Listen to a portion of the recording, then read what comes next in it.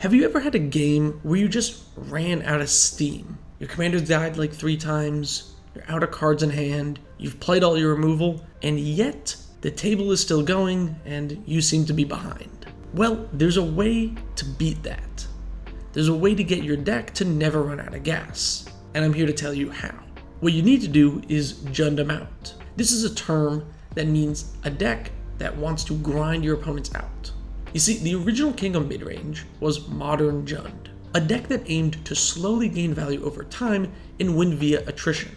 Jund would play efficient 1-for-1 removal spells and discard spells that traded up for your opponent's best threats, until you landed something that created more value than just a 1-for-1, and Jund would slowly get ahead with that. Grindy midrange has always been a strategy in Magic since before the modern format was invented. The idea of grinding out value over time is nothing new. In Commander, Junding amount is a little bit more complicated. There are a lot of powerful removal spells flying around that can cause you to lose all of that advantage. And if the game goes late enough, how are you really going to have enough resources to keep up with 3 players? Well, to do this, you're going to need more than just value pieces. You'll need recursion and full-on value engines. So here's my guide on how to Jund out in Commander, or make a deck that never runs out of gas. But first, if you like my videos, consider subscribing and checking out the Patreon. Thanks. Step 1 is interaction. You're going to need to play removal in any Commander deck, but it is especially important in a grindy midrange deck. There are a lot of cards in Commander that can get players to an early win. So you're going to need to pack board wipes to keep aggro in check, and you're going to need spot removal to stop fast combos. Try to keep your removal versatile and lower mana value. Step 2 is recursion. Recursion comes in many forms, but the most basic is simply returning a card from your graveyard to your hand, or the top of your library sometimes. I think Eternal Witness is the poster child for this effect, a 3-mana creature that adds 1 card from your graveyard to hand. Although the original regrowth effect was regrowth. Back in Alpha, this was one way you could get back your powerhouse creatures, like Serra Angel or Lord of the Pit, or whatever people played back in the day. Honestly, if you don't have any creature synergies, regrowth is probably better than Ewit, but that's a side tangent. Regrowth effects like this are important to have in any deck. Because Commander is a singleton format, you're probably going to have some cards that are better than others. So if you get hit with some removal, you might need to get your best piece back, which is why I try to have regrowth effects in most, if not all, my decks. The downside of these effects is mostly that they do nothing without anything in your graveyard, which is why some of my favorite recursion cards are those that have other utility. There are a few lands that can recur various types of cards: Volrath's Stronghold for creatures, Hall of Heliod's Generosity for enchantments, Academy Ruins for artifacts. There's even a zombie-specific one in Unholy Grotto. Mystic Sanctuary is also excellent because if you use a fetch land, you can get this effect at instant speed. I'm also a huge fan of Takenuma Abandoned Mire, since it's an untapped land that late game can get a creature or planeswalker back. I also asked my patrons for some of their favorite recursive cards, and people seem to really like Conduit of Worlds and the new Bygone Marvels. Personally, I haven't tried any of these yet, but they seem like really good options. And playing one-off recursion pieces like a Snapcaster Mage is great, but it's not really how you Jund out. It's just part of the puzzle. To really get the mid-range plan going, you need to grind. You need to get long-term value from step 3, value pieces. Cards that give you some additional advantage every turn. Phyrexian Arena or any of the red versions are some of the most popular options. They just draw a card every turn. Very simple. The only downside of these cards is that they're pretty bad as a top deck, so on turn 6 they're not super great.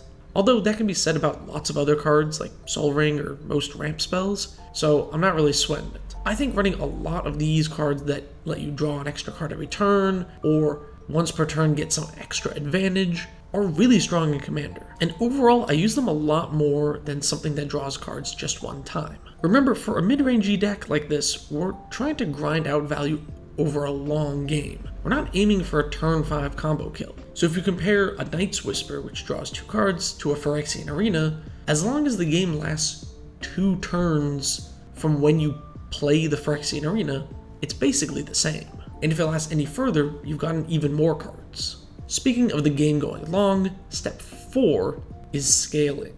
Cards that scale into the late game are going to be really important here. X spells like Wildest Dreams or Pull from Tomorrow are excellent. They let you pour all your mana you can into one spell to get maximum value.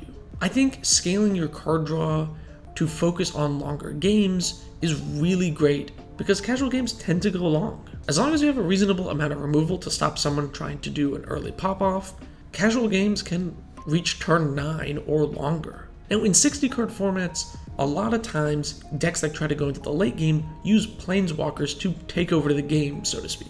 Tragically, Planeswalkers are mostly bad in a format where 3 players can just attack you, so instead you're probably going to want a different type of card that can take over the game. Luckily, there are tons of creatures that scale really well into the late game. Cards like Geth, Lord of the Vault, or Memnarch. Basically creatures you can continually, turn after turn, pour mana into to get value.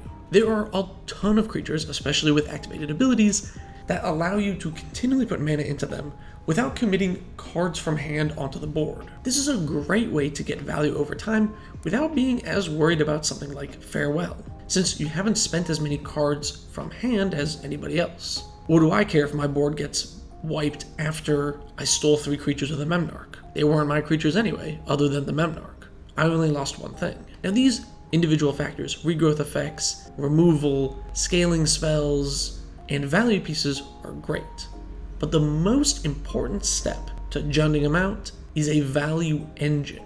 Which brings me to step 5 and the final step. Value engines are usually a multi-card synergy that can provide you with value in the long run. These can often be hard to disrupt outside of counterspells and will really let you grind your opponents out. Here are some examples. In my Mina and Den deck, one value engine I use is Eye of Ugin, Kozilek, Butcher of Truth, and High Market. Eventually you have enough mana to use the Eye, search up Kozilek, and cast Kozilek. And then, in some way, shape, or form, they try to remove Kozilek. If they try to exile him, you can respond by sacrificing Kozilek to the High Market. This way he doesn't get exiled.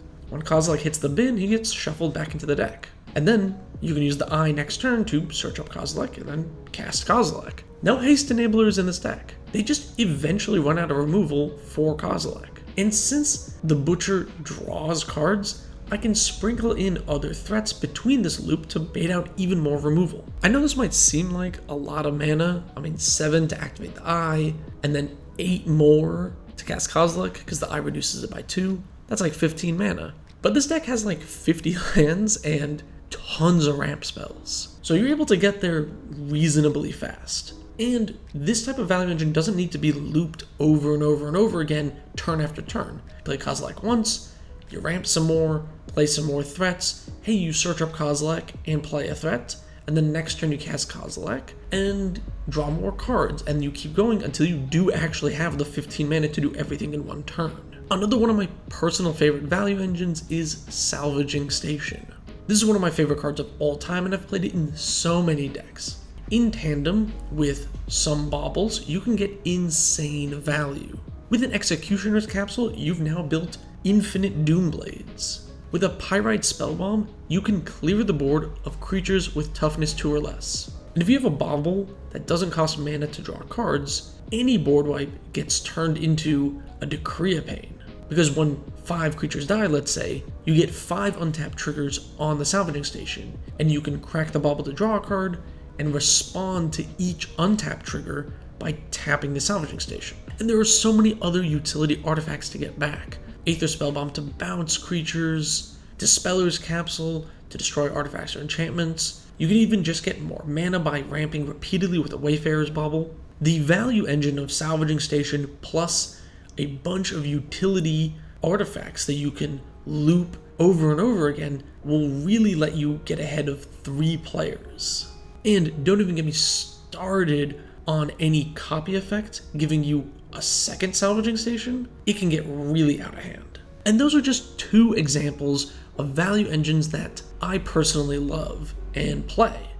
But there are so many more. Another excellent one is Seasons Past plus anything that tutors for it. Could be a mystical tutor, demonic tutor, doesn't really matter. Basically, early game, you play your board wipes, your removal, your creatures, yada yada yada. Then eventually, tutor for the Seasons Past. Cast the Seasons Past, and be sure to get back the tutor that you used. Season's Pass goes back into the deck, you replay all your removal, your board wipes, everything that you used already, and if your opponents still are able to remove all that, that's fine. Tutor up the Season's Past and do it all over again, allowing you to reuse everything for infinite value. You can also play Mosswood Dread Knight in a sack outlet. Depending on the sack outlet, you can get different bits of value. A token generator like Heliod God of the Sun and Helm of Possession is great, allowing you to make a token and steal the best thing on board. Heck, throw in a sack outlet and boom, now you can remove anything on board. Cards like Temur Sabertooth paired with something like Rocco,